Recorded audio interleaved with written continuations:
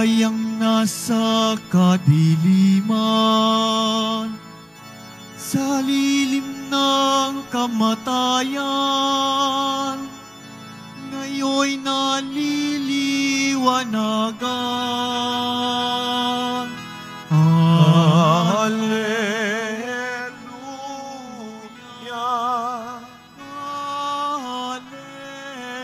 Hallelujah! Hallelujah! Hallelujah!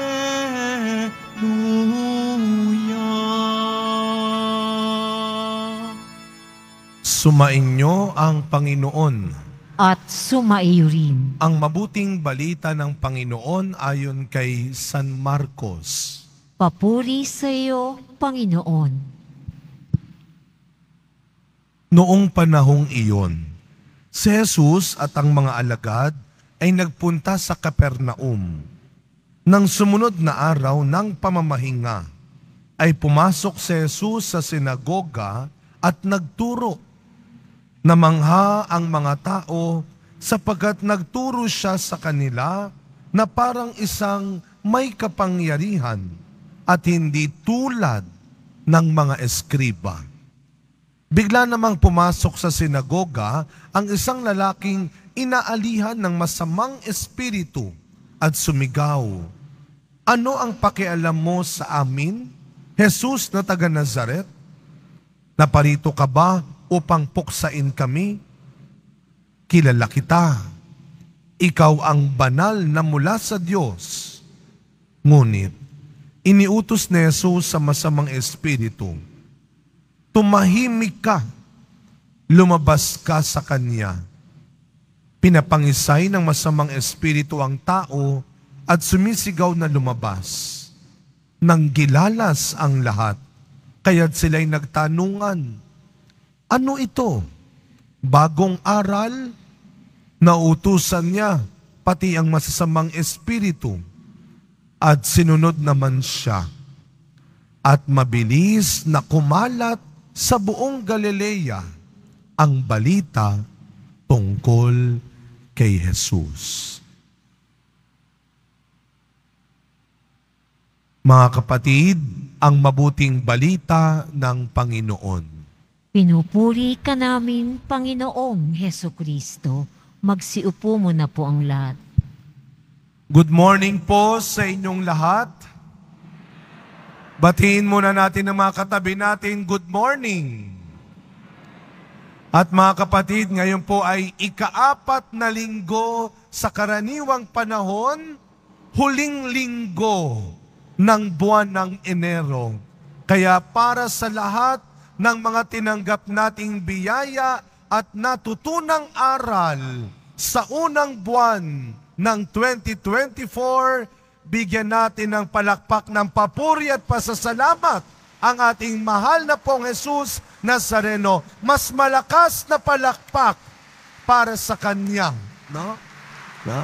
Di ba kapag natatapos ang isang programa, ang isang pagpapakita, ang isa pong presentation, kapag natatapos ang isang gawain, sa sobrang saya natin at pasasalamat, napapapalakpak tayo. At yun ang ating damdamin ngayong natatapos na ang buwan na ito. Yung palakpak na ating ginagawa, huwag ninyong kalilimutan, yan ay para sa pong Jesus Nazareno lamang. Sabihin nga natin ng malakas, mahal ako ni Lord. Sabihin sa katabi, mahal ka ng Diyos. Thank you, Lord, sa pagmamahal na ito.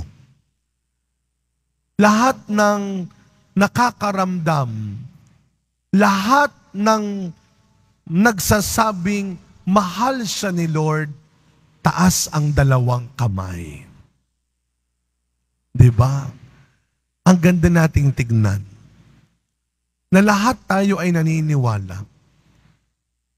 Siguro para doon sa mga taong gumaling na sa sakit, nakahanap ng trabaho, nakatanggap ng magandang resulta, Nagkaroon na ng love life para sa mga taong nakabayad na at nabayaran na ng utang.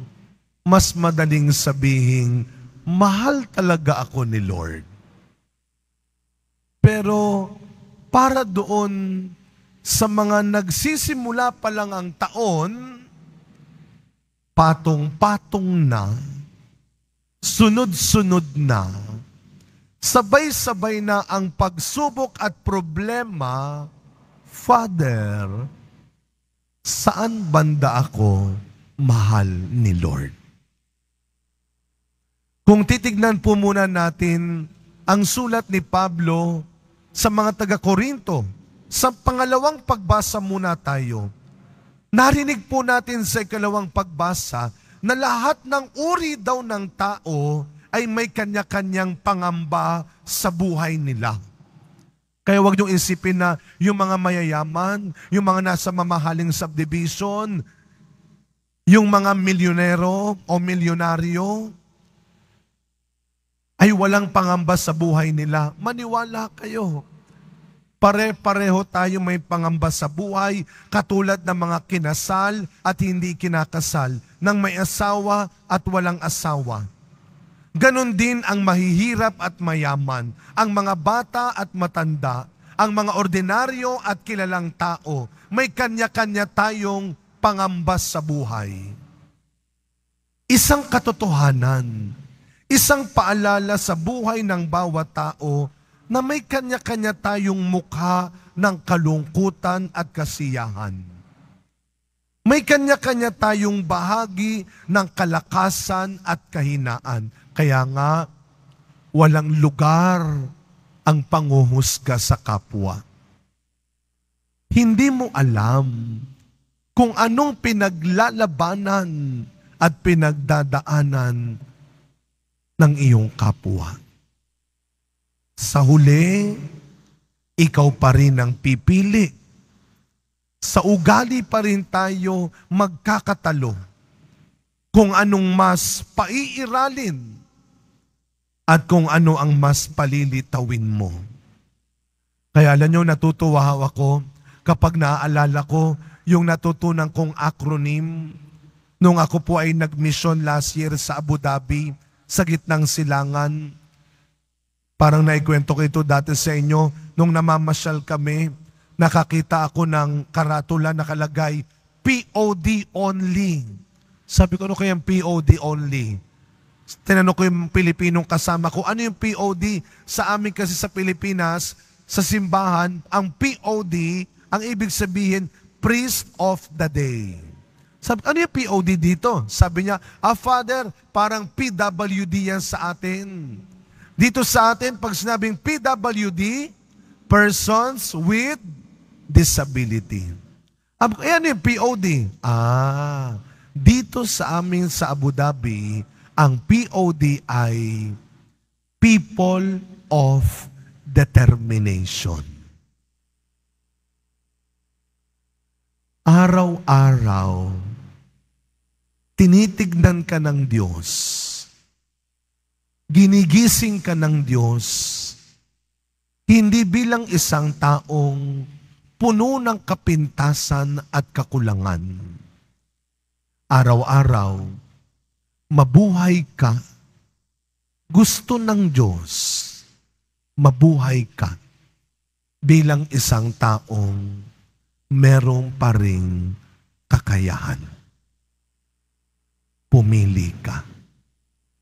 Sa huli, taglay ang Espiritu Santo, taglay ang mga natutunan natin kay Kristo, malalagyan mo pa rin ng kwenta ang kwento ng buhay mo.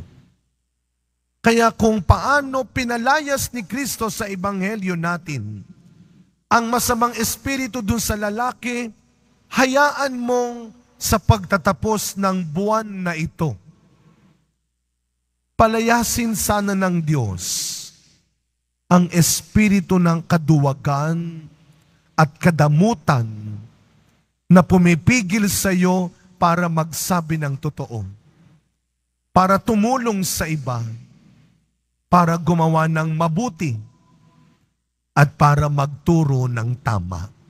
Ngayon po ay National Bible Sunday.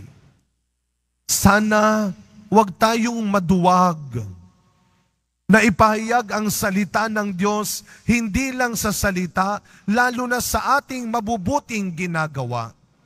Hayaan mong patahimikan ng Diyos ang ingay sa isipan mo dahil sa mga bagay na tumatakot sa iyo. Patahimikin ng Diyos ang mga bagay sa isip mo dahil sa mga iniisip mong pagdududa, paghihiganti at panlalamang. Pigilan nawa ng Diyos ang matalim at sinungaling mong bibig. Naalala ko yung guest namin sa programa naming Testimony doon sa TV Maria. Nung bumabati siya sa kanyang mga kamag-anak, imbis na sabihin niyang shout out, alam niyo ang sinabi niya, shout up nga pala sa mga kaibigan ko.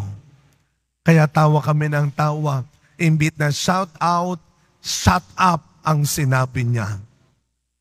Tama. Para sa taong ito, shut up na sa mga kasinungalingan mo. Shut up na sa mga paninira at panguhusga. At shout out sa mga taong matapang magsabi ng totoo at gumawa ng mabuti. Tandaan natin ang babala ng Diyos kay Moises at sa mga propetang tinawag niya sa unang pagbasa.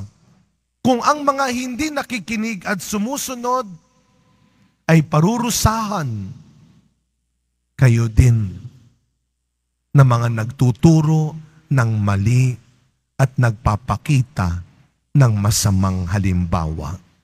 Kaya alam nyo, mahirap magsalita dito sa harap. Alam ko, pagkatapos kong magsalita sa pulpito, hahanapin ninyo sa ugali at ginagawa ko ang mga pinagsasabi ko. Ipagdasal niyo po kaming mga pari. Sa pagkapatuloy ng misang ito, mga kapatid, hindi man laging madali at masaya ang mga bagay sa buhay natin.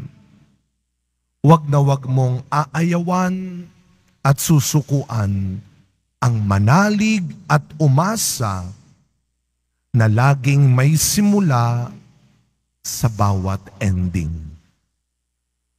Kaya para sa lahat ng ating natutunan, maraming salamat. At para sa lahat ng bawat bagong simula, Lord, walang hindi kaya. Basta ikaw ang lagi naming kasama. Amen.